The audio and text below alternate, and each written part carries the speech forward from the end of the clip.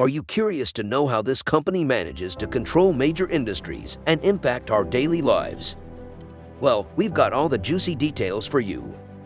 This secretive company is said to be involved in every major industry, from tech to fashion to real estate, you name it.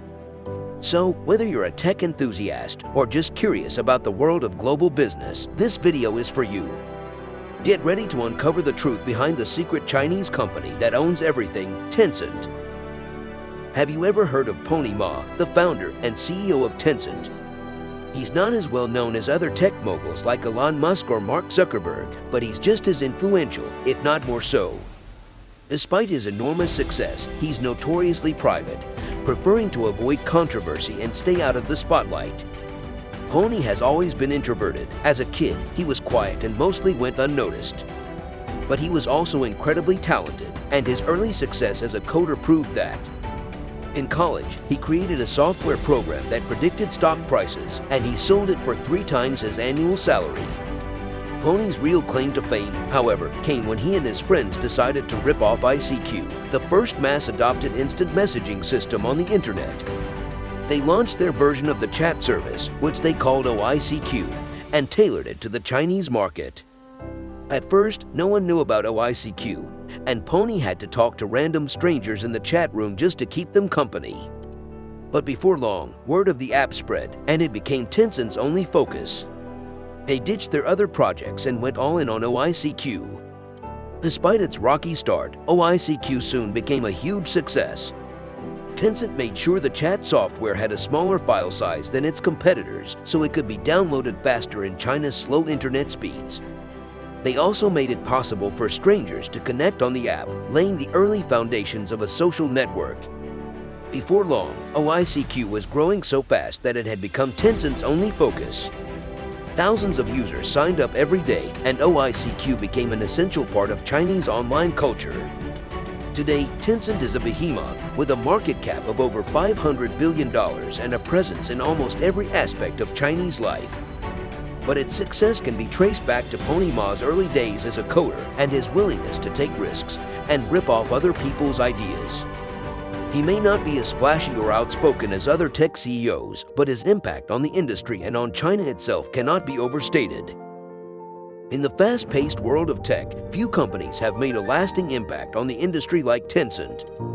Although it may not yet be a household name, the influence of this giant has seeped into every corner of Chinese society. From the favorite texting app WeChat to the vibrant gaming platforms, Tencent has become synonymous with innovation and success. While other tech giants like Amazon and Google may have more name recognition globally, Tencent has made a name for itself by dominating the Chinese market. With the highest revenue in the tech world, Tencent has cemented its reputation as a powerhouse. Everywhere you turn in China, from bustling city centers to quiet rural villages, Tencent is a constant presence. Tencent's reach extends far beyond just social apps, as the company also founded Tencent Music and QQ.com. These platforms have amassed an incredible 1.3 billion and 841 million active users, respectively. With numbers like that, it's clear that Tencent's influence is only going to continue to grow. Despite these challenges, Tencent had one major advantage over Microsoft: its ability to move quickly and make decisions on the fly. While MSN's decision-making process was bogged down by bureaucratic red tape and required approval from headquarters in the US, Tencent was able to incorporate new features and get real-time feedback from users. For example, when MSN's China team suggested the idea of allowing users to receive messages while offline, the suggestion went nowhere. Meanwhile, Tencent was able to implement the same feature in just a few weeks, and it proved to be a huge hit. But it wasn't just about speed and agility. Tencent's focus on the local market, with its chat service running on Chinese servers, makes it faster and more accessible than MSN's chat, which was hosted on US servers. And when Microsoft made the fateful decision to incorporate its chat service into MSN Live, it only served to confuse users and create unnecessary steps. Despite having greater resources, Microsoft ultimately lost the chat wars to Tencent. But this victory was just the beginning for Tencent, as they went on to dominate the chat market in China and add new features such as news integration to their platform. With the influx of $32 million from South African company Naspers, Tencent had the resources it needed to expand its network of integrated internet services, making it even harder for future competitors to challenge their dominance. In the end, Tencent's scrappy startup mentality and focus on the local market proved to be the winning formula against Microsoft's bureaucratic approach. And with their sights set on becoming much more than just a chat platform, the future for Tencent was looking brighter than ever. So buckle up, because things are about to get crazy. Let me take you on a journey through the fascinating story of how Tencent came to be one of the most powerful companies in China and how it became intertwined with the Chinese Communist Party. It all started in 1979, when China's leader designated an area called Shenzhen as the first test zone for his new economic plans.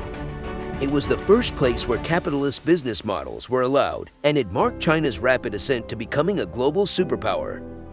Today, Shenzhen is known as the Silicon Valley of China, home to many of China's tech giants, including Tencent.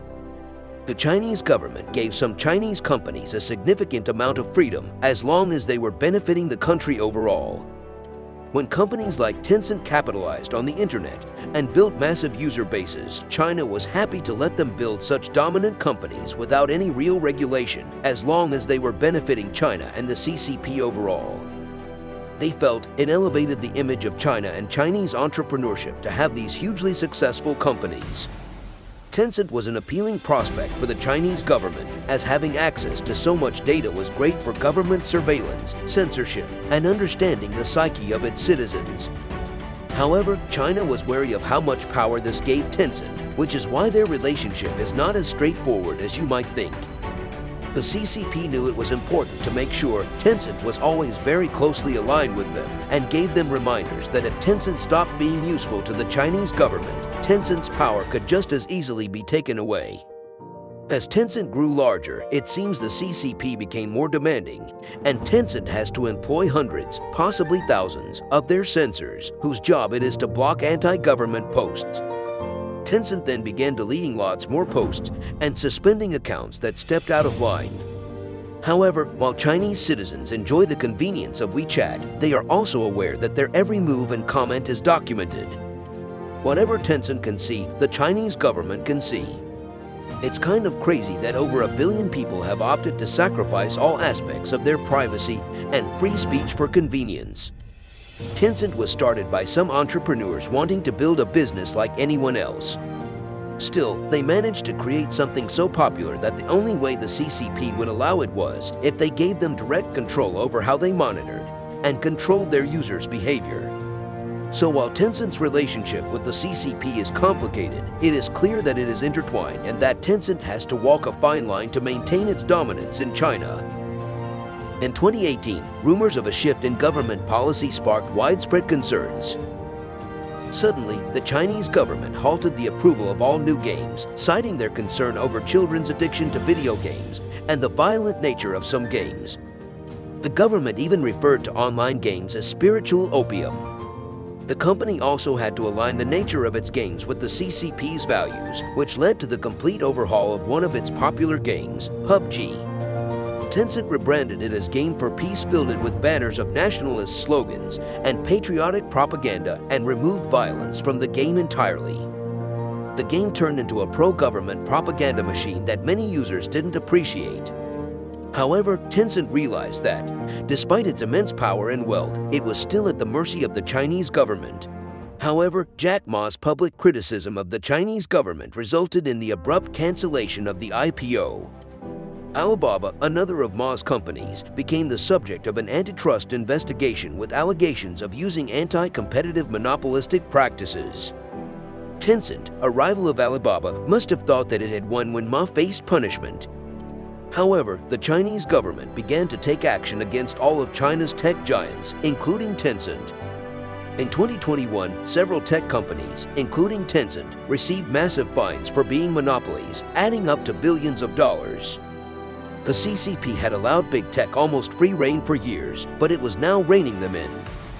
The Chinese government had been growing concerns about the growing power of these companies for a while, especially given the wealth gap in the country that the tech sector had created. The government was concerned about national security, given all the data these companies had. As a result, new regulations were introduced to limit the power of these tech companies, resulting in their stock prices plummeting. Tencent, known for its compliance with policies and never publicly criticizing the CCP, was surprised to be targeted. Despite cooperating with regulators, it still faced anti-monopoly investigations, massive fines, and had its new games blocked. The crackdown has wiped off an estimated $1.5 trillion of value from Chinese tech companies' valuations, with Tencent losing over $500 billion off its market cap, more than half its value since the crackdown began. Tencent, the Chinese multinational conglomerate, has an incredible success story. Starting by copying a chat software, Tencent tailored it to the Chinese market, became a social media platform, and turned mobile with WeChat. With QQ and WeChat, Tencent's ecosystem diversified into other lucrative opportunities, such as gaming and video. They often used anti-competitive tactics and tied themselves to the Chinese government, which limited their appeal outside China. Still, Tencent invested in international companies, such as Reddit and Discord. Although China's crackdown on big tech companies has stunted their plans, Tencent remains one of the world's most influential companies, worth hundreds of billions of dollars. Tencent may have to be even more closely aligned with the CCP to ensure there are no further issues. Tony, the founder, was early to catch the rise of desktop computing and then doubled down on mobile internet. However, it remains unclear what will be Tencent's next big move. While the metaverse could be a possibility, building one might not align with the CCP's propaganda. Ultimately, Tencent is a great example of how to learn the rules of the game and play better than anyone else. So let's enjoy Tencent's incredible journey and learn some valuable lessons. Don't forget to like and subscribe to our channel.